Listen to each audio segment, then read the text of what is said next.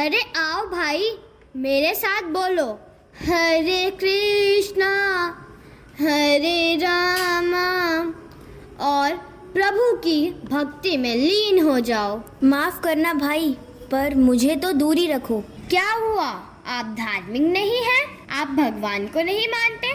भगवान की भक्ति में बहुत आनंद है। आपने सही कहा, भगवान की भक्ति में बहुत आनंद है, पर आप किस भगवान की भक्ति कर रहे हैं? भगवान तो बस एक ही है, निराकार ब्रह्म। उसकी भक्ति करो और सभी सुख दुख से परे रहो। पर हम तो प्रभु की भक्ति में नाच रहे हैं, गा रहे हैं। मैं दिन में 1000 बार भगवान के नाम की माला जपता हूँ। तुम क्या करते हो? ये सब तो बाहरी दिखावा है। मैं तो सिर्फ एक ईश्वर को मानता हूँ जो सब जगह है। भक्ति भी सोच समझ के करो, थोड़ा विचार करो और तब भगवान का नाम लो। ये क्या कह रहे हो तुम? मेरी भक्ति और मेरे भगवान का अपमान कर रहे हो तुम। भगवान क्या केवल तुम्हारे हैं, वह तो मेरे भी हैं। मैंने कब बोला कि भगवान केवल मेरे हैं? मैंने ये भी नहीं बोला कि भगवान केवल तुम्हारे हैं। मैंने तो सिर्फ ये बोला कि भगवान दोनों के हैं। तुम्हारे कहने का ढंग ही कुछ ऐसा था कि मुझे लगा कि तुम यह कह रहे हो कि भगवान सिर्फ तुम्हारे हैं। तुम कहना चाहते हो कि मैं गलत हूँ? तो क्या मैं गलत हूँ? अरे सुनो भाई, तुम लोग लड़ क्यों रहे हो? देखिए, यह कहता है भगवान से प्रेम मत करो, उनके नाम की माला मत जपो, व्रत मत करो। अपने शरीर को कुछ कष्ट देंगे तभी तो भगवान को लगेगा कि हम उनसे प्रेम करते हैं।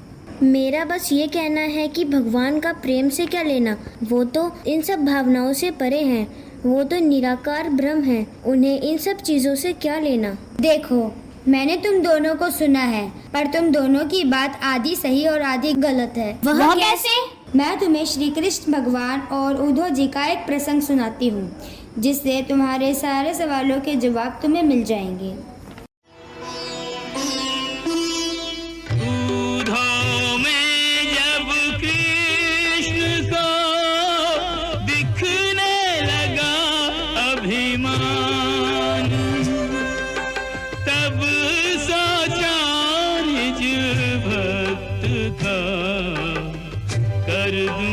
कुछ कल्याण दे दूं सच्चा ज्ञान।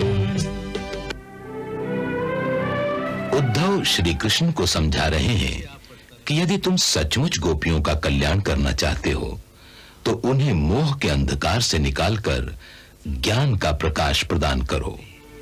अंत में श्री कृष्ण ने देखा कि जैसा आमतौर पर ज्ञानियों के साथ होता है, उद्धव को भी अपने ज्ञानी होने का अहंकार हो गया है। दूसरा रूप प्रेम है। तब उन्होंने सोचा कि इसे प्रेमा भक्ति का असली रूप दिखा दें, जिससे इसका कल्याण हो जाए। चलो मान लिया कि मैंने उनके साथ घोर अन्याय किया है, परंतु अब जो परिस्थिति इतनी बिगड़ गई है तो उसके लिए मैं क्या कर सकता हूं? क्या कर सकते हैं, ये भी मैं बताऊं प्रभु?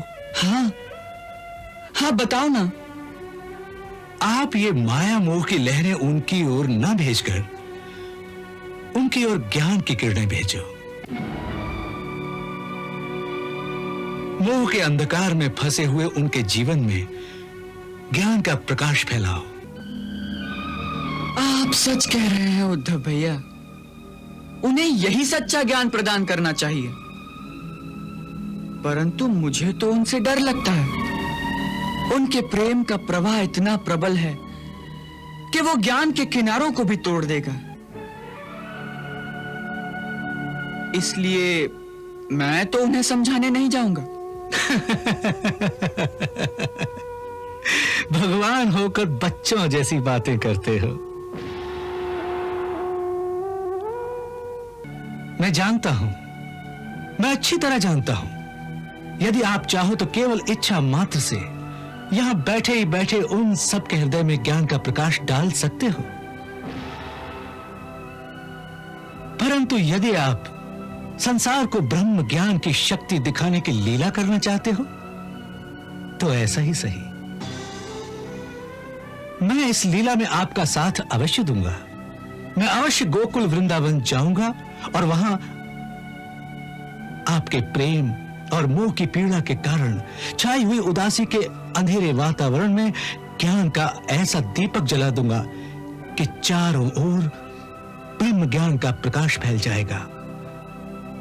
उन सबको दुख और सुख की मायावी सपनों की झूठी दुनिया से निकालकर आपके सच्चिदानंद स्वरूप की सच्ची दुनिया में लाकर खड़ा कर दूंगा। परंतु इसमें एक बड़ी समस्या है। अब कौन सी समस्या आ गई?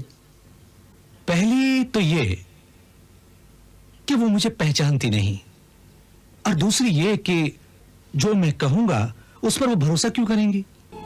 बस इतनी सी बात? इसका तो बड़ा सरल उपाय है। मैं अभी अपने हाथों उन्हें एक पत्र लिख देता हूं कि आपको मैंने ही उनके उद्धार के लिए वहां भेजा है, और जो कुछ आप कह रहे हैं उसे स्वयं मेरा संदेश माना जाए। तो बस सब ठीक हो जाएगा। चलिए अभी पत्र लिख देता हूं। हाँ हाँ, चलिए। चलिए।